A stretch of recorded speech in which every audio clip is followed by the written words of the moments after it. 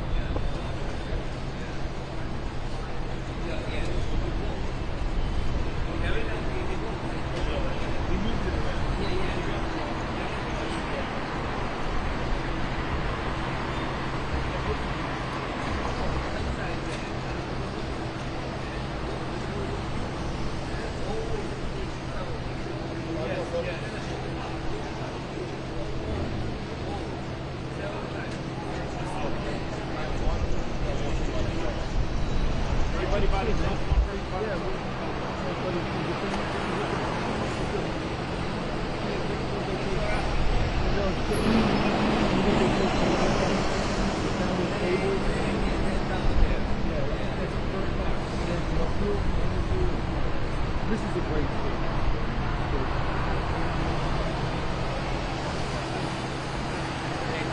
Okay, man.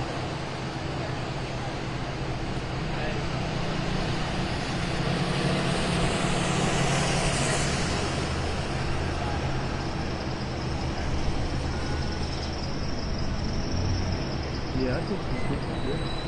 We think he kind of, yeah, it seems like it's up to the next level, you know? They still have to use all these cones.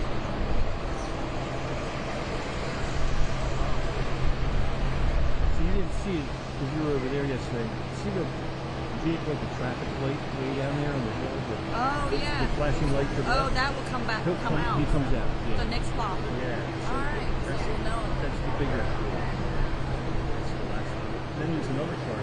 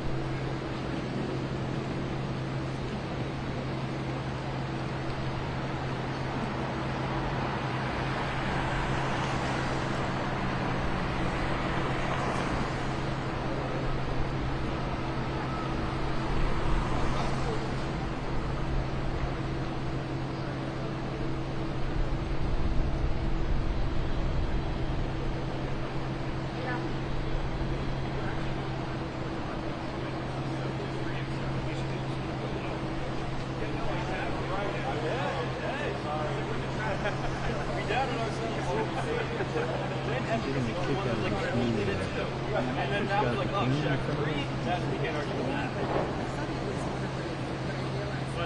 just a, yeah, he's just, yeah, I'm just going to observe this with whatever, you know. I know, but if he's homeless, he can bring him down.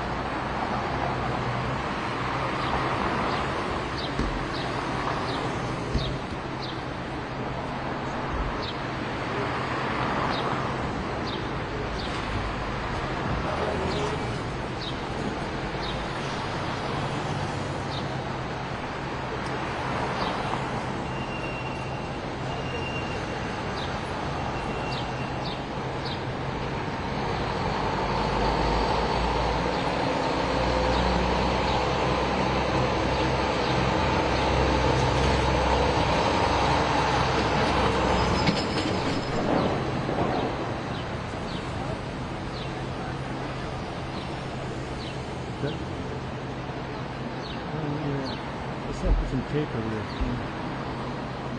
Pedestrian.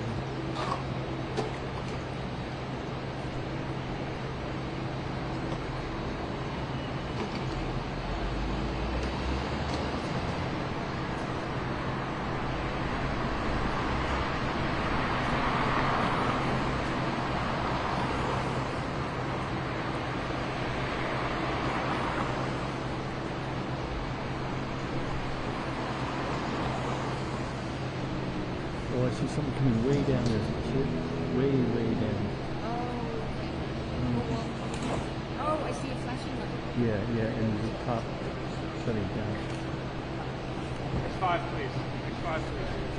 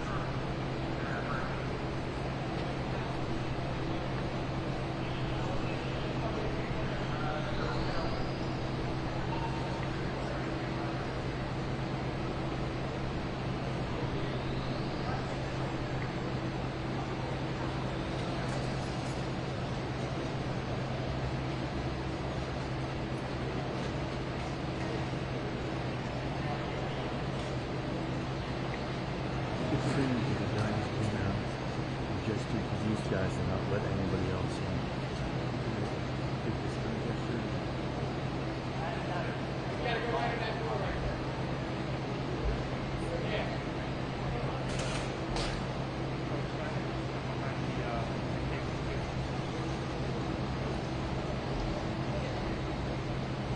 Folks in the back, back it up, please. Yeah. So they're getting ready. What's that? Yeah, I know. I mean, hopeful.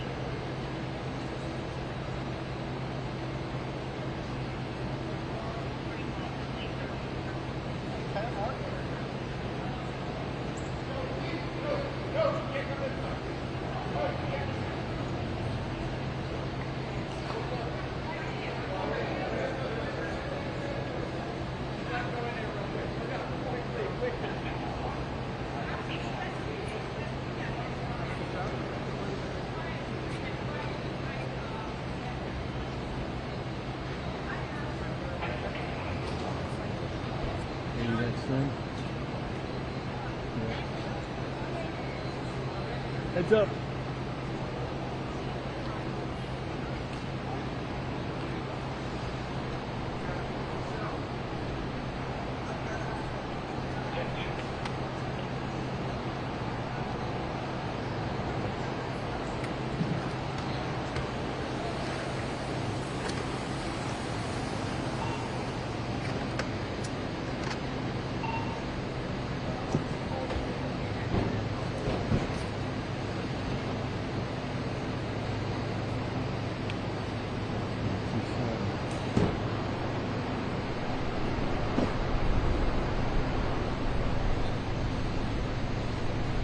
This is all the vehicle. I'm sorry, sir. This is all the vehicle.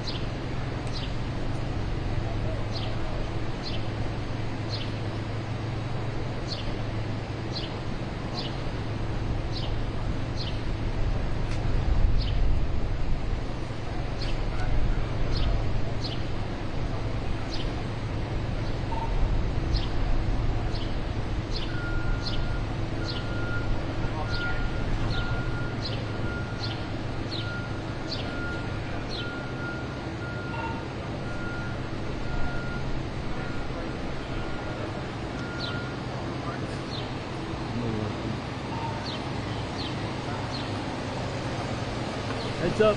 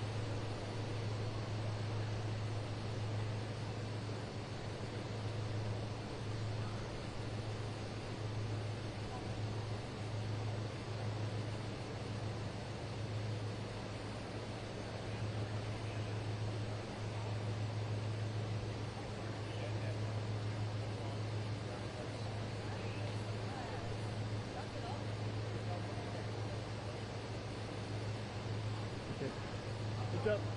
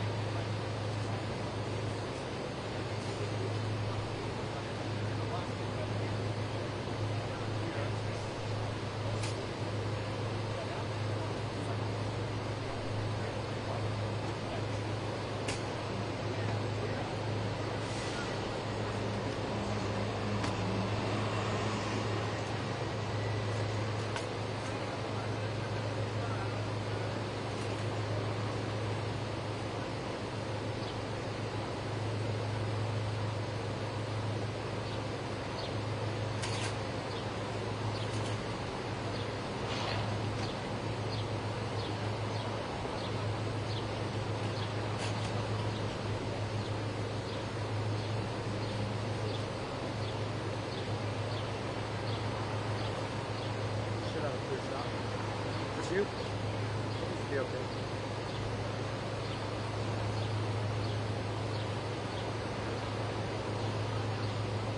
Yeah, you need a three-step.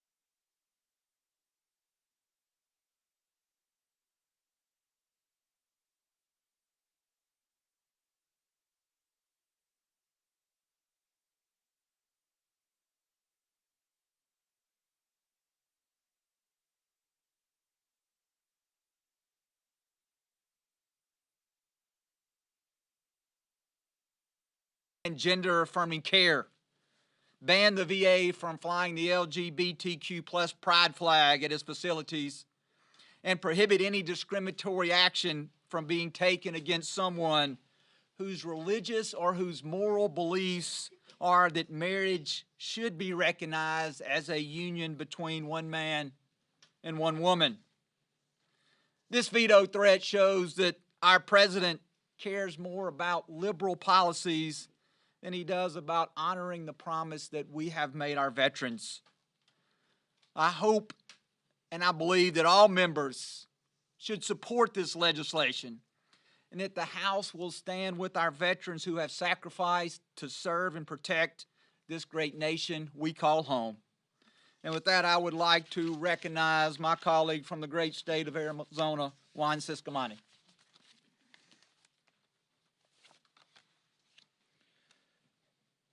Good morning, and thanks for being here. Serious problems call for serious solutions.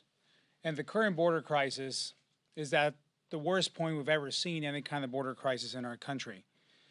And listen, I'm always open to working with anyone to find the solutions that we need for these kind of problems. But the initial reports that we've been seeing regarding the executive order by President Biden later today regarding the border, they don't indicate a serious approach to this very serious issue. And there's a reason for my skepticism on what we're about to see. On day one, this president signed dozens of executive orders that caused this border crisis. Since then, he refused to take any kind of responsibility or ownership over this crisis. Also, since then, refused that he had any authority to actually solve or address this crisis that we're seeing now.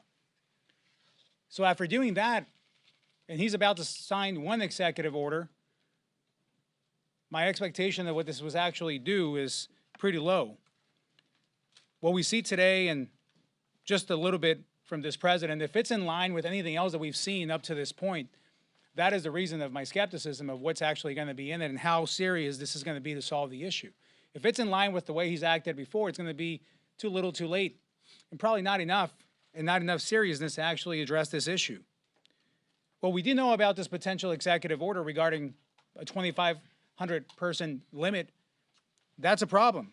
If that's the case, that sets a number of how many people can actually enter the country legally before we allow our border agents to start doing their job. So I have an issue with 2,500, 5,000, or whatever the number is that we've seen before.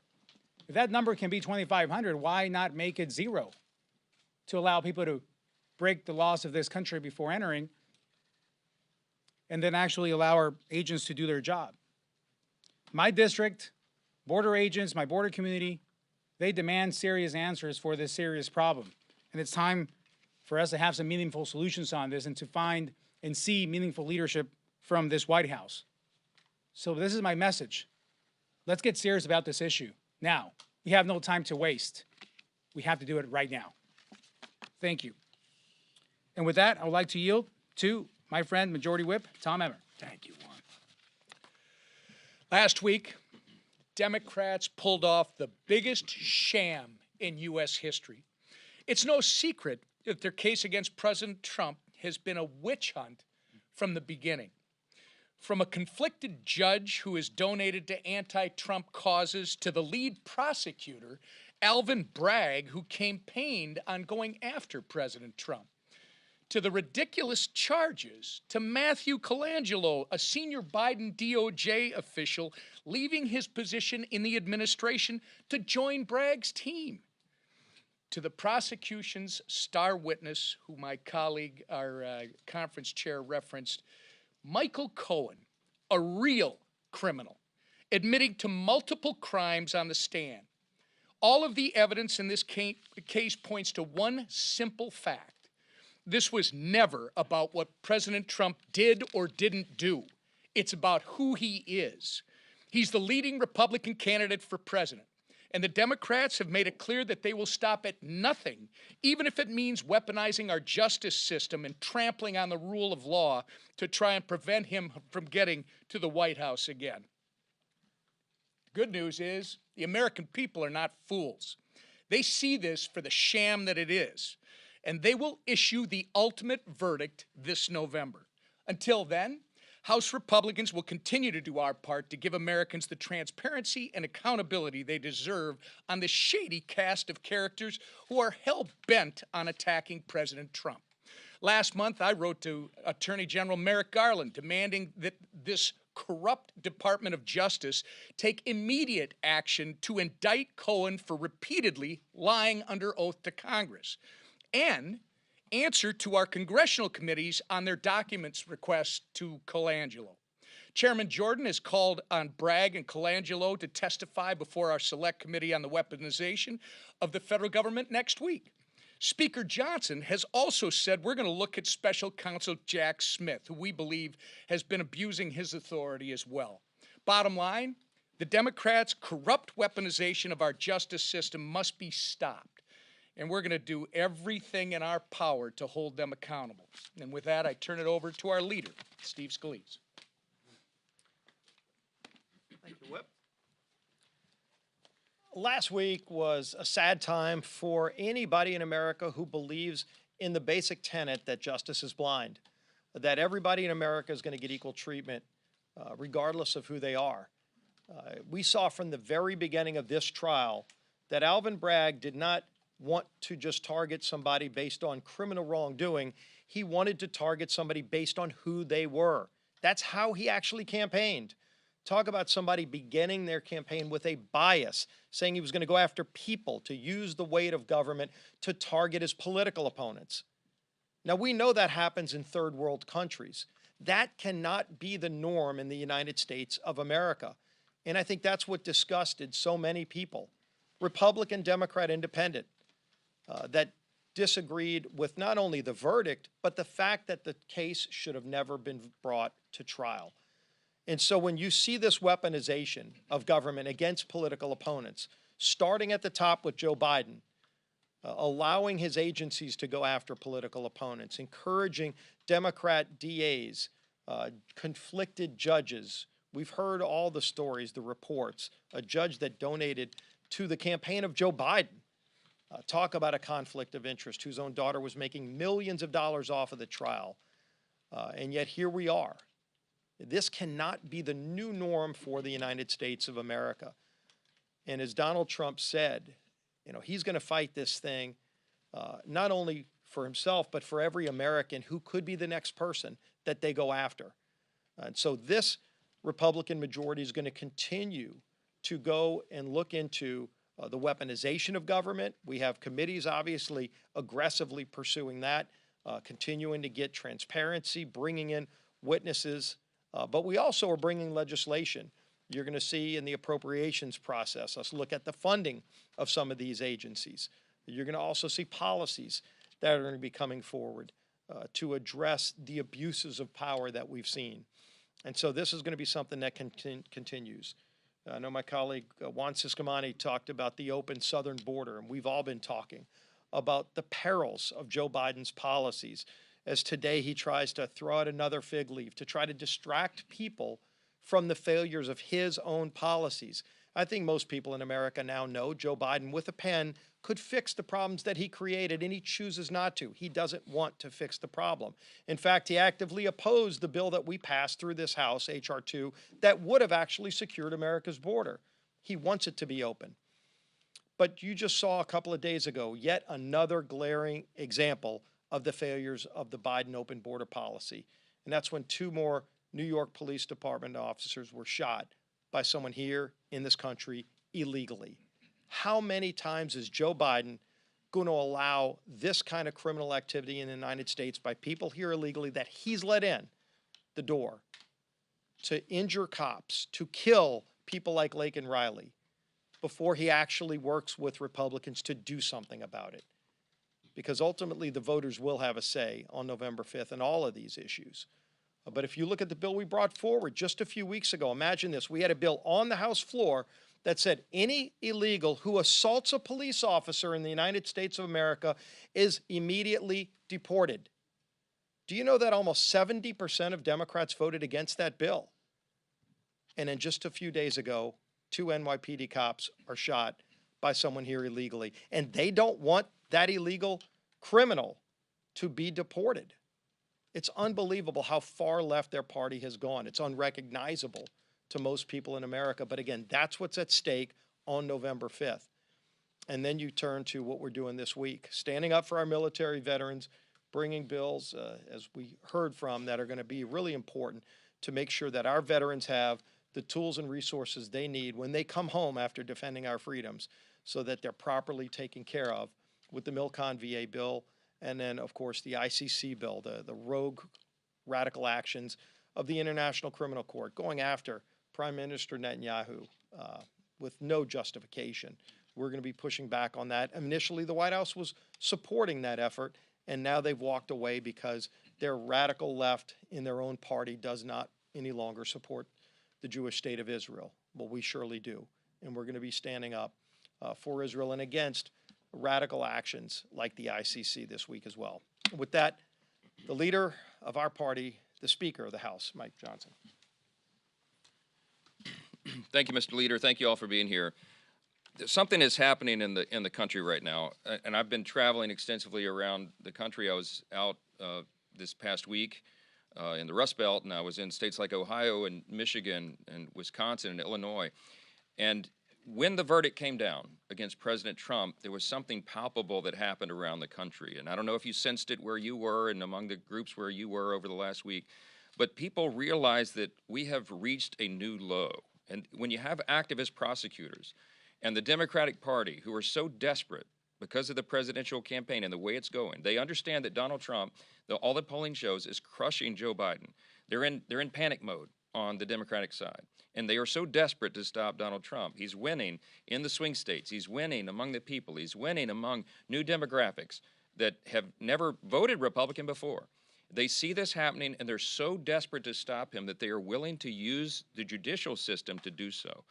It is a new low, and it's a dangerous one, because what they're doing is they're eroding the people's faith in our system of justice itself. As Leader Scalise said, people have to believe that justice is blind. You have to believe that there is equal justice under the law in order to maintain a constitutional republic. This goes to the very core of who we are, the foundation of who we are as a nation, and that's why it's bigger than just President Trump. It's bigger than just these cases. It's about our system itself. And because of that, there is a backlash. President Trump hit a fundraising record the day after, within 24 hours of the verdict. We did as well on our fundraising platforms. We raised record amounts of money because people understand what's at stake now. This is not just a contest between two individuals for president. It's now about whether we're going to defend the integrity of our system itself. And we're going to do everything we can, everything within our scope of our responsibility in the Congress to address it appropriately. And I announced this morning to our conference we're working on a three-pronged approach. You heard Leader Scalise and others reference it today. But we're looking at various approaches to what can be done here through the appropriations process, through the legislative process, through bills that we'll be advancing through our committees and putting on the floor for passage, and also through oversight. All those things will be happening vigorously, because we have to do that, because the stakes are too high and because people are losing faith in our institutions. And that, at the end of the day, is something that should concern every single one of us, and I think it does. On other issues, I just want to tell you one important number, 126. 126. It was 126 days ago today that Joe Biden said, quote, "I've done all I can do." He was asked about why he wouldn't use his extensive executive authority to address the border catastrophe that he himself created. And 126 days ago, he looked into the cameras and said, I'm out of options. I've done all I can do. He tried to convince us all for all this time that there was no way he could possibly fix the mess. Remember that he engineered it. When Congressman Ciscomani said a few moments ago, he began this on the day he took office over 3.5 years ago. He walked into the Oval Office and he started issuing executive orders, dozens of them. We counted 64 specific executive actions that President Biden and Secretary Mayorkas took to open that border wide. They did it intentionally. They engineered the open border. There's no question about it. The evidence is so clear. And now, suddenly, now he wants to issue some weak executive order. One, by the way, one executive order, supposedly to try to address the issue. It's window dressing. Everybody knows it. If he was concerned about the border, he would have done this a long time ago. And we don't know what's in this. The devil will definitely be in the details here, I can assure you. But from what we're hearing, it will ignore multiple elements that have to be addressed, the elements that were in our legislation that we passed over 14 months ago, to fix the broken asylum program, to fix the broken parole process, to reinstate the Remain in Mexico policy, to end the catch and release policy that they've advanced. Those are the reasons that this catastrophe has been allowed to continue, and whatever little short measure that he's going to do here is not going to solve the problem. In fact, by some estimates, it might make it worse, because it will extend once again the welcome mat. Incentivize people to come and be among the first 2,500 is what we're hearing. The first 2,500 per day to come in, to be ensured that you get your welcome package when you come into the country illegally. It's absolute madness. They're going to say he's using Section 212F of the Immigration and Nationality Act. You know what? I read him that provision myself on the telephone a year ago. 7 months ago, I know, after I became Speaker, we had this conversation. I told him this. First, he tried to tell me it didn't exist, then I read him the language on the phone. Later, I met with him in person, reiterated the same language, and that provision is so broad, it allows the president to use his authority unilaterally if he determines it to be in the best interest of the country. If it's detrimental to the interest of our country, he can close the border down entirely. He's not going to do that. He has no interest in doing that. They want it wide open. So this weak measure here, don't be fooled. One executive order can in no way undo the 64 specific executive actions he's already taken and 3.5 years of chaos that they've allowed to ensue. House Republicans, on the other hand, stand with the American people, and we've been fighting on this every single day to protect the border. We passed H.R. 2, the most comprehensive border protection measure that's ever been passed by Congress, still sitting on Chuck Schumer's desk collecting dust 14 months later. We passed the Laken Riley Act after violent crimes and even murders have been committed by the illegals in the country. We passed legislation to deport illegals who commit crimes here, like drunk driving and Social Security fraud and assaulting law enforcement officers. We passed resolution after resolution, and we ultimately impeached Secretary Mayorkas at DHS. Why? Because historically desperate times call for historic measures. It's a very rare thing to impeach a cabinet official, but we had to do it. On other issues with regard to the ICC, we are on the floor this week. The House will be passing legislation to sanction the ICC for its outrageous efforts to arrest Israeli officials. The idea that they would issue an arrest warrant for the Prime Minister of Israel, Defense Minister of Israel, at the time when they're fighting for their nation's very existence against the evil of Hamas as a proxy of Iran, is unconscionable to us. And as I said a couple of weeks ago, the ICC has to be punished for this action. We cannot allow this to stand. If the ICC was allowed to do this, and go after the leaders of countries whose actions they disagree with, why would they not come after America? You already have leaders around the world in smaller countries who take issue with things we do around the globe. Why wouldn't they then issue arrest warrants for the next president of the United States or any of our defense officials? Why not? We have to stand against it. We can't allow bureaucrats to make decisions about what we're doing and come and have this authority. So our legislation, which will have bipartisan support, will apply visa restrictions and economic sanctions to anybody at the ICC trying to investigate, arrest, detain, or prosecute protected persons, including U.S. allies. It's a really important step for us. We know the president doesn't like to listen to us, but I hope that he'll listen to the members of at least his own party who are denouncing the ICC and calling for action. President Biden ought to recognize the danger of letting them pursue these illegitimate investigations and the need to sanction the ICC in response to that. Last thing I'll mention is that the Milcon VA bill, as has been noted, is on the floor. First appropriations bill of FY 2025. It fully funds veterans' health care and benefits programs. It bolsters our national security at a very important time. Refocuses the executive branch by prohibiting enforcement of woke DEI policies and the use of funds on promoting critical race theory. Protects the Second Amendment rights of veterans. Prevents taxpayer dollars from being used for abortions. And all the commitments that the American people expect us to maintain here will do. But yesterday, the White House said, no surprise, it'll veto the legislation. It sends a terrible signal to our nation's allies and to our adversaries. The president's push toward radical and woke policies is continuing threat to our national security. We shouldn't be using the military for this, and everybody knows it.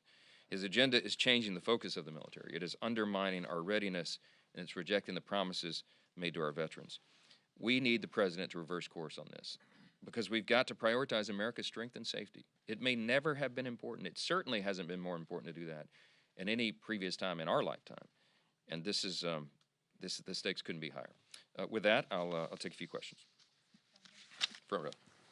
Mr. Speaker, Marjorie Taylor Greene has said that she's going to trigger a privilege resolution to impeach President Biden this week if you don't move on that. Have you had any discussions on that yet? And is that something you'd be open to doing if it's productive now? We haven't talked about it. I mean, in general, the impeachment power is one that we wield very carefully here, as I've said so many times. Next to the declaration of war, it's the heaviest power that Congress has. It needs to be very methodical. Look, there's no question. President Biden, I think, is the worst president. I think President Biden is the worst president in the history of the country. And there may well be impeachable offenses.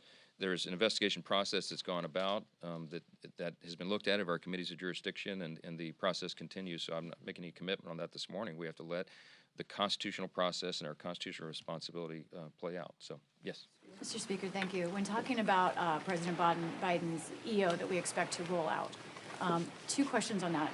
One, why is no limit, which is what we have now, better than some limit? You know, why are you saying we shouldn't go for at least some limit here? And then also, is your plan to actually move some kind of legislative vehicle? We know HR2 is what you want, but to actually get something done that can pass through Congress, is your plan essentially just to wait till the election and hope that Republicans win? No, we've been aggressively pushing to secure the border every single day of this Congress. Since the Republicans took the majority, we've been working on it every day. But with what legislation? We have pieces of HR2 that will be advancing, but the problem is we already know it's not a lawmaking exercise. If the Senate Democrats and the White House were interested in solving the border, we could have done this a long time ago. Limits are fine, but it's not going to solve the problem. It is not going to solve the problem. January 3rd of this year, we took 64 Republicans, House Republicans, down to the border at Eagle Pass, and it was the largest congressional trip ever to the border, and we talked with the people in charge. We visited the processing centers. At the time, Eagle Pass was the epicenter. They cleaned it up and changed the routes after we showed up down there, but they were allowing so many people in, it was a countless number, and what they told us there was they said, I've said this in this room before, the deputy chief of Border Patrol, a 33-year veteran of the agency, said, "We don't need more buckets. We need to stop the flow." He said, "It's as if I'm having to administer an open fire hydrant." Who opened the fire hydrant? Joe Biden did. They knocked the cap right off of that thing, and it's been flowing ceaselessly for 3.5 years plus. Our estimate is that there's at least 10, 12 million, maybe as many as 16 or 17 million illegals have come across the border in that time. Where do we get that number?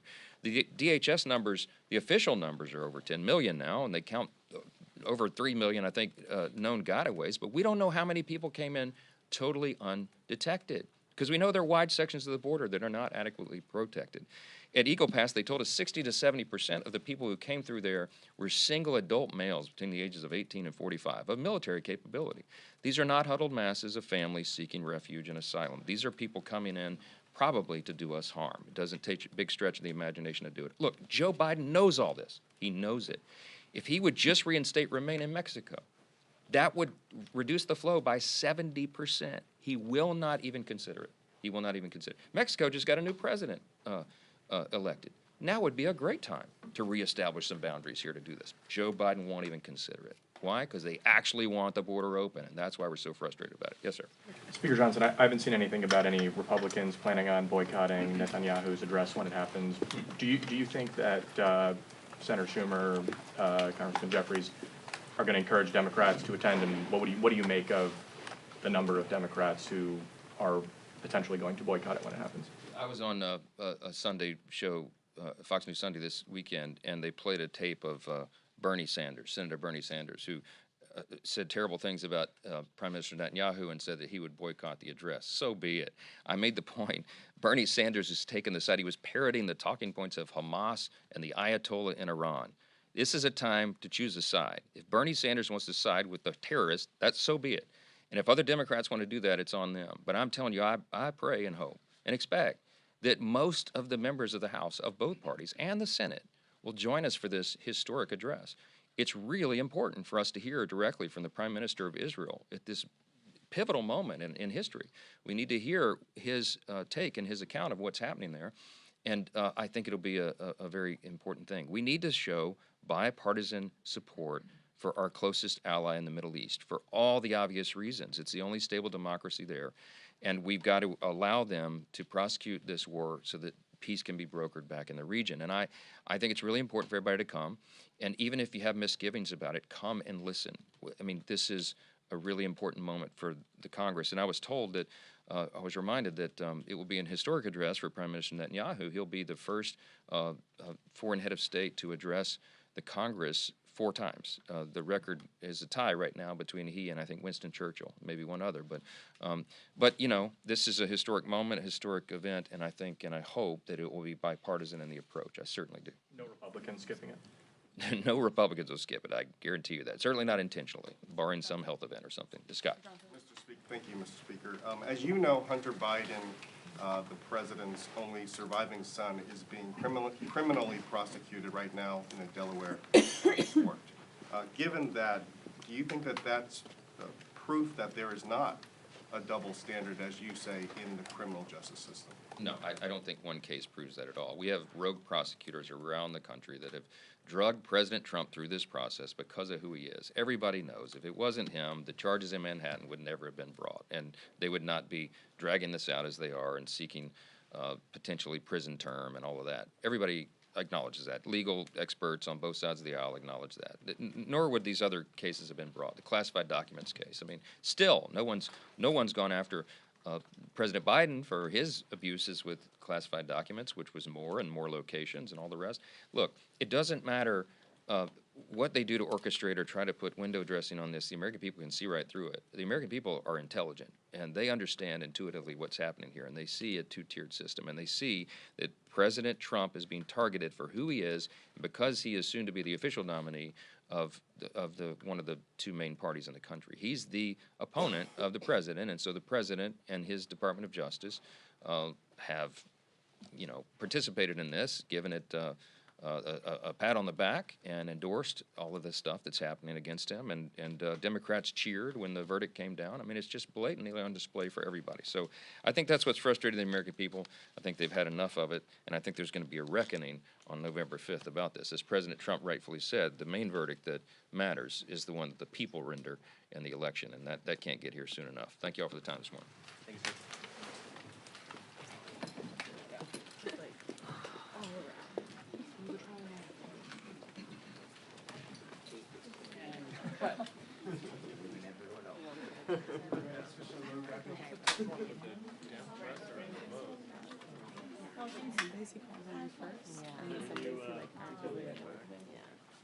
I know, we're twins.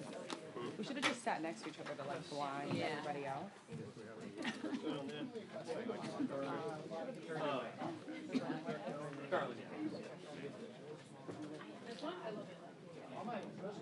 You got a Montreal? I will definitely be. I am trying to figure out. Just RSVP for yourself. Or My friend.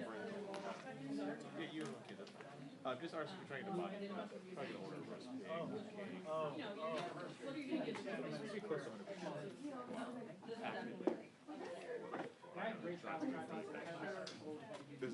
This is July. So you had barbecue. We have basements. We still have like for all the kids down. You're not gonna spend space or not? I think it'll be okay. Well, this is big. It's a final blow.